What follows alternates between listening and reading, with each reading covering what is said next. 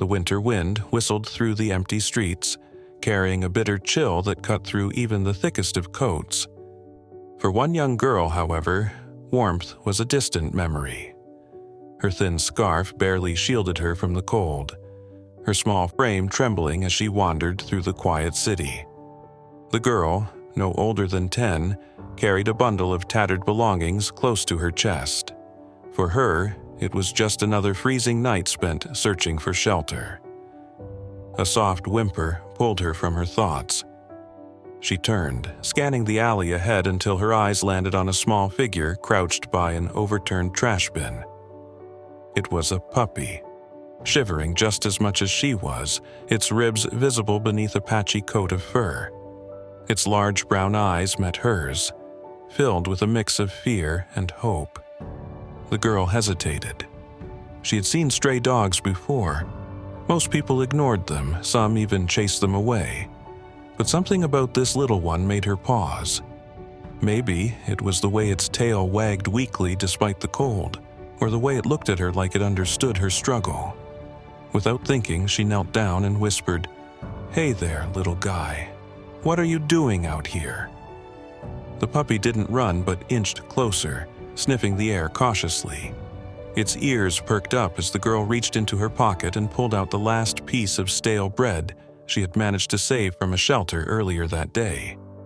She broke it in half, holding a piece out to the pup. "Here," she said softly. "It's not much, but it's all I've got." The puppy sniffed the bread before taking it gingerly from her hand. It ate quickly, its tail wagging a little faster now. The girl smiled faintly, her breath visible in the freezing air. "You must be as hungry as I am," she murmured. She sat down on the cold pavement, letting the puppy inch closer. It nestled against her side, its small body radiating warmth that she hadn't felt in days. The streets were eerily quiet as the night deepened. The girl, clutching her thin blanket, looked up at the sky. Snowflakes began to fall gently, their beauty lost on her as she thought about where to sleep. The city shelter had been full earlier, and she knew the park benches were no place to spend the night. But when she glanced at the puppy now curled in her lap, a strange sense of comfort washed over her. "At least we have each other," she whispered. Across the street, an elderly man watched from his small corner shop. He had seen the girl wandering before, her silhouette a familiar sight against the icy backdrop of winter. But tonight was different. He noticed the puppy at her side, the way she wrapped it in her blanket despite having so little herself. The man, whose name was Mr. Harris, felt a pang of guilt. The bitter cold was unforgiving, and the girl had no one but a stray dog for company. He sighed, pulling his coat tighter as he stepped outside. The bell above his door jingled faintly, breaking the stillness of the street. The girl looked up, startled as he approached. "You shouldn't be out here, child," Mr. Harris said gently. His voice carried a kindness that was unfamiliar to her ears. "And neither should your little friend." The girl hesitated, clutching the puppy protectively. "We're fine," she said softly, her voice barely audible. But Mr. Harris shook his head. "Come inside," he urged, his tone leaving no room for argument. "I don't have much, but I can offer you a warm place to sit and a little food." She glanced down at the puppy, who wagged its tail as if to say it agreed. The girl nodded slowly, rising to her feet. With the puppy cradled in her arms, she followed the old man across the street. The warmth of the shop enveloped her as she stepped inside, the smell of freshly baked bread making her stomach ache with hunger. As the door closed behind them, Mr. Harris motioned to a small table near the fireplace. "Sit down," he said, already pouring a cup of steaming tea. The girl hesitated, glancing around the cozy shop filled with baskets of bread and jars of jam. It felt like a dream, too warm, too safe to be real. But as the puppy wriggled in her arms, licking her face, she allowed herself to hope that maybe, just maybe, this night would be different. The warmth of the shop was a stark contrast to the icy streets outside. The girl sat stiffly in her chair, unsure how to react to the sudden kindness of a stranger. Mr. Harris placed a steaming cup of tea in front of her, along with a small plate of freshly baked bread. The aroma made her stomach rumble, but she hesitated, glancing down at the puppy in her arms. "Don't worry," Mr. Harris said gently, noticing her hesitation. "There's plenty for both of you." He disappeared briefly into the back of the shop and returned with a small bowl of milk and a piece of cooked meat, setting them on the floor for the pup. The beagle wagged its tail enthusiastically, its nose twitching as it sniffed the food before digging in. The girl finally allowed herself to eat, taking slow bites as she watched the puppy devour its meal. It was the first time in days she had felt something other than the relentless cold. Hope. Mr. Harris sat across from her, his kind eyes studying her quietly. "You've been out there for a while, haven't you?" he asked softly. The girl nodded, her fingers tightening around the edge of her coat. "It's just me," she said in a whisper. "And now him." She gestured toward the puppy, who had finished eating and was now curled up at her feet, content and warm. Mr. Harris leaned back in his chair, his expression thoughtful. "It's a tough world out there," he said, "but you don't have to face it alone." For the next hour, the girl told him bits and pieces of her story. She didn't say much, just enough for him to understand that she had no family, no home, and no one to turn to. The puppy had appeared just a few days ago, following her as she walked the streets. "He's the only one who hasn't left me," she said, her voice trembling. Mr. Harris felt his chest tighten. He had lived a quiet life, running his shop and keeping to himself. But as he listened to the girl, he realized he couldn't just send her back into the cold. "What's his name?" he asked, nodding toward the puppy. She blinked, as though the question surprised her. "I haven't given him one yet," she admitted. "I didn't think I'd keep him." Her voice trailed off, but the way she gently stroked the puppy's head told a different story. Mr. Harris smiled faintly. "How about Chance?" he suggested. "Because you've both been given a second one." The girl looked down at the beagle, her lips curling into the smallest of smiles. "Chance," she repeated softly. "I like that." The puppy, as if understanding, wagged his tail and licked her hand. As the evening wore on, Mr. Harris prepared a small cot near the fireplace, layering it with extra blankets. "You can stay here tonight," he said, "both of you. No one should be out there in this weather." The girl's eyes widened in disbelief. "Really?" she asked, her voice barely above a whisper. "Really," he replied firmly. "It's not much, but it's safe and warm." The girl didn't know what to say. For as long as she could remember, kindness had been something rare, fleeting. She clutched the puppy close, her eyes glistening with unshed tears. "Thank you," she managed to say, "for everything." That night, as she lay on the cot with Chance nestled beside her, the girl stared into the flickering flames of the fireplace. The warmth seeped into her bones, and for the first time in a long while, she felt a sense of peace. Mr. Harris sat quietly in his chair, watching over them with a mix of protectiveness and resolve. He didn't know what the future held for the girl and her puppy, but he knew one thing. They wouldn't face it alone. Not as long as he had something to give. The next morning, the girl woke to the soft crackle of the fireplace and the comforting aroma of freshly brewed tea. Chance was still curled up beside her, his warm body pressed against hers. For a moment, she simply lay there, soaking in the unfamiliar feeling of safety. But reality soon crept back into her thoughts. She had no idea what would happen next. Mr. Harris was already busy at the counter slicing bread and arranging jars of jam on a tray. He noticed her stirring and smiled. "Good morning," he said. "You both slept well, I hope?" The girl nodded, sitting up and rubbing her eyes. Chance yawned, his tiny paws stretching out as he wagged his tail. "Better than I have in a long time," she admitted softly. Mr. Harris set the tray on the table, motioning for her to join him. "Come eat," he said. "You'll need your strength." As they ate, Mr. Harris studied the girl closely. She looked healthier already, her cheeks no longer as pale, and there was a lightness in her eyes that hadn't been there the night before. But he knew one night of warmth and food wasn't enough to change her situation.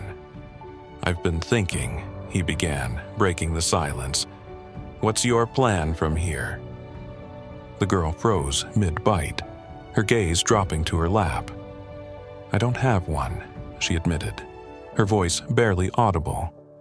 "It's just been me and Chance. We walk, we find what we can, and then we move on."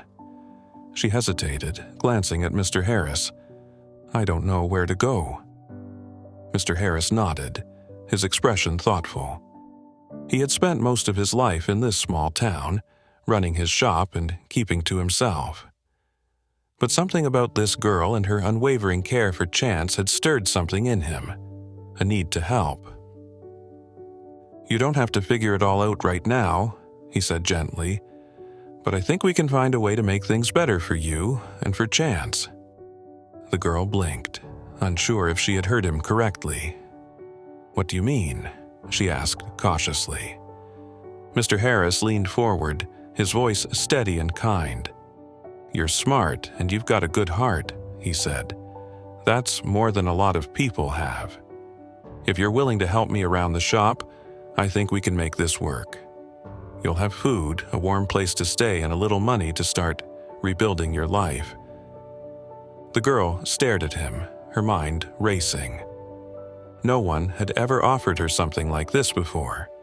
Stability, a chance to build something. "Are you serious?" she whispered, tears welling in her eyes. Mr. Harris nodded, his smile reassuring. "I wouldn't say it if I didn't mean it." Chance, as if sensing the shift in mood, jumped onto her lap and licked her face, his tail wagging furiously. The girl laughed through her tears, hugging him tightly. "Okay," she said finally, her voice trembling but resolute. "I'll try." Over the next few days, the girl began to settle into her new routine. She helped Mr. Harris with small tasks, sweeping the shop floor, organizing shelves, and assisting customers. Her initial shyness began to fade as she grew more comfortable, and Chance quickly became a favorite among the regulars. His playful antics brought smiles to everyone who visited, his boundless energy a source of joy in the little shop. As the days turned into weeks, the girl and Mr. Harris formed an unlikely partnership. He taught her how to bake bread, showing her the precise measurements and techniques needed to get it just right. She, in turn, brought a fresh perspective to the shop, suggesting ways to make it more welcoming for customers. Together, they found a rhythm that worked. One evening, as the shop closed for the day, the girl sat by the fire with Chance at her feet.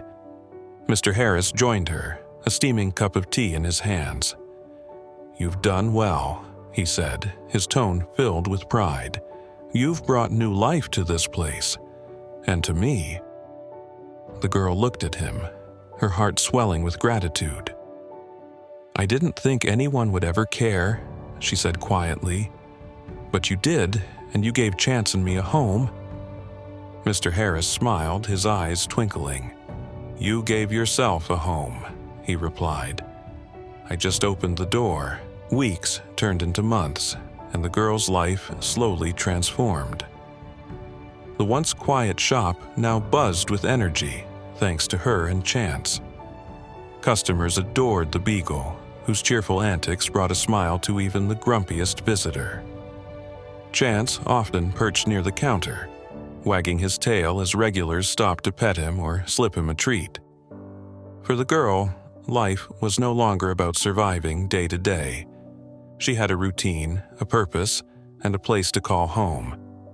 She grew stronger, her cheeks no longer pale from hunger, and her confidence blossomed with every small victory. Baking bread, counting change, and chatting with customers became second nature. "You're a natural," Mr. Harris would say with a proud smile, watching her handle the shop as though she'd been there forever.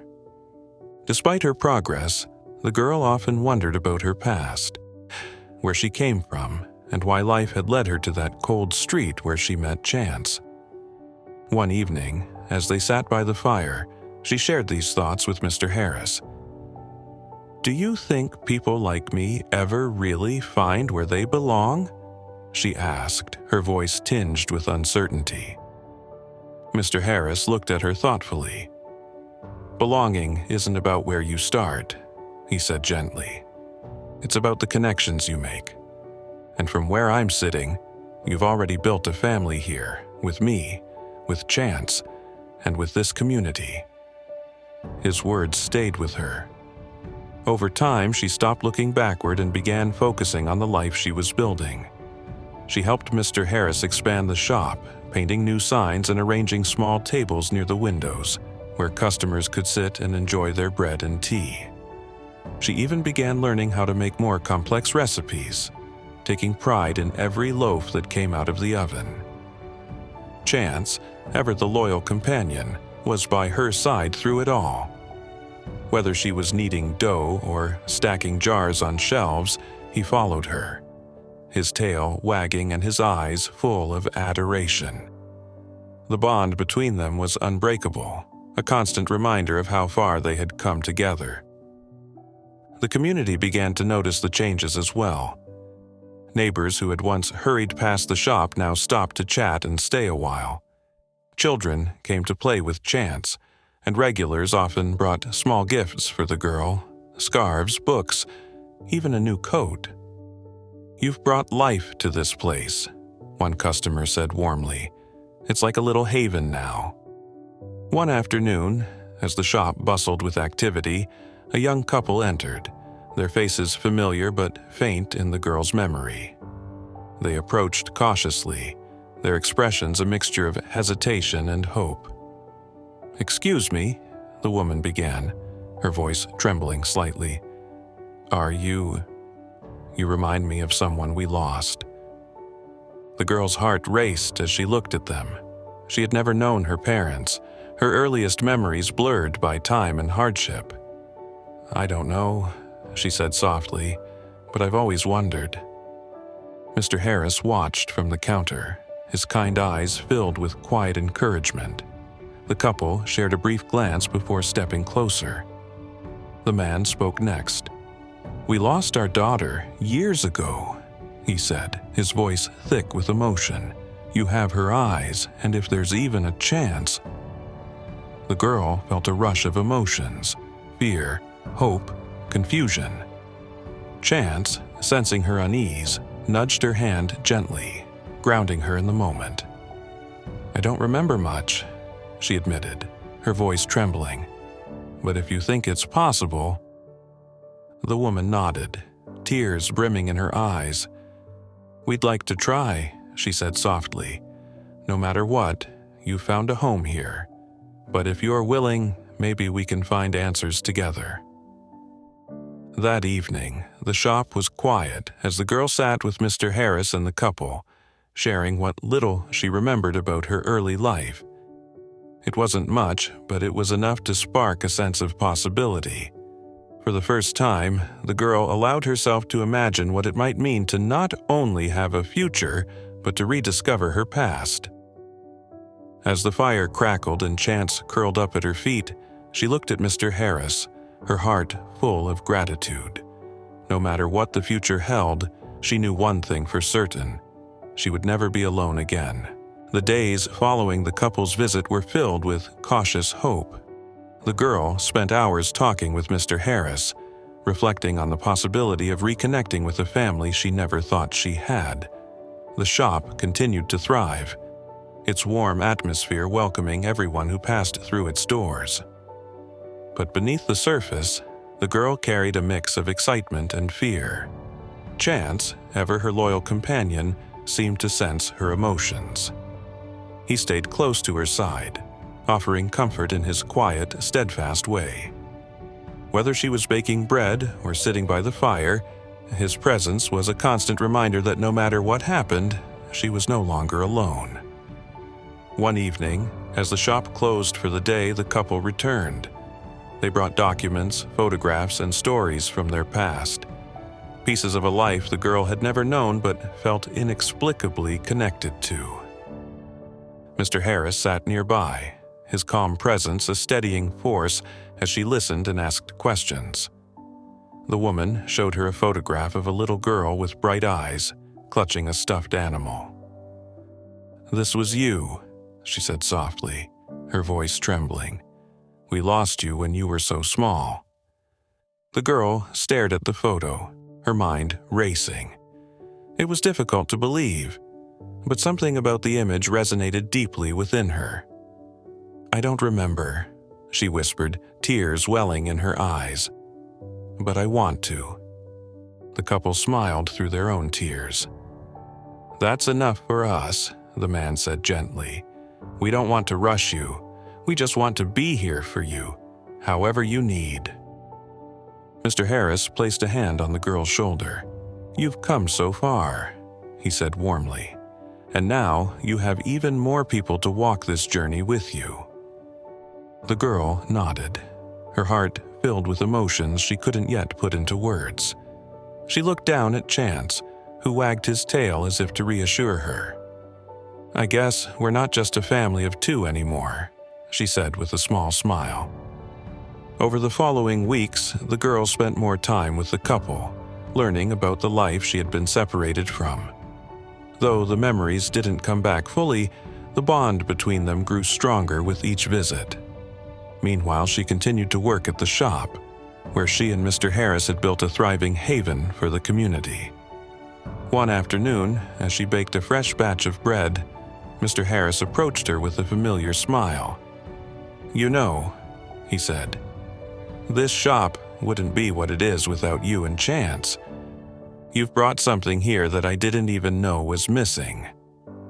The girl looked up at him, her eyes shining with gratitude. "You gave us a chance when no one else would," she replied. "I'll never forget that." That evening, as the fire crackled and the shop settled into its quiet rhythm, the girl sat with Chance curled up beside her. She reflected on how far she had come, from the cold streets to a warm home, surrounded by people and a pup who cared for her. She didn't have all the answers yet, but she knew she was on the right path. As the couple prepared to leave that night, the woman turned to Mr. Harris. "Thank you," she said softly, "for being there when she needed someone." Mr. Harris waved her words away with a warm smile. "She's the one who brought life to this place. I just opened the door." The girl watched them go, her heart full of gratitude. She glanced down at Chance, who nudged her hand with his nose, his tail wagging gently. "Come on, boy," she said softly, stroking his fur. "Let's see what tomorrow brings." As she blew out the lamps and closed the shop for the night, the stars shone brightly above, casting a gentle light over the world she was beginning to build. A world filled with love, hope, and the promise of new beginnings. If this story touched your heart, don't forget to like, share, and subscribe. Together, we can share more inspiring tales and show the world that kindness truly changes.